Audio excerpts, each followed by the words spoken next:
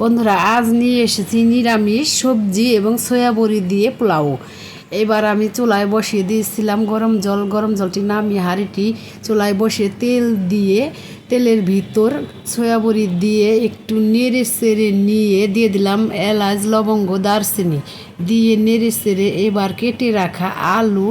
গাজর আর একটু তেল দিয়ে আলু আর গাজরগুলো দিয়ে নেড়ে চেড়ে নিয়ে দিয়ে দেব কেটে রাখা বটবড়িগুলো একটু নেড়ে চেড়ে নিয়ে এবার দিয়ে দেব আগে থেকে ধুয়ে রাখা পোলাও চালগুলো দিয়ে একটু স্বাদ মতো লবণ দিয়ে আবারও একটু নেড়ে চেড়ে ভেজে নিয়ে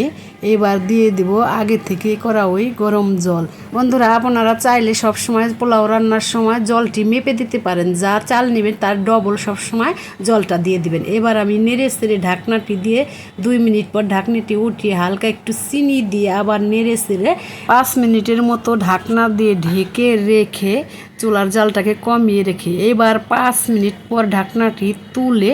চালটা যখন নরম হয়ে যাবে তখন হয়ে গেছে ভেজিটেবল সয়াবড়ির পোলাও। এবার নামিয়ে মনের মতো করে এবার আপনি যে কোনো অনুষ্ঠানে কিংবা পূজার ভোগেও পরিবেশন করতে পারবেন।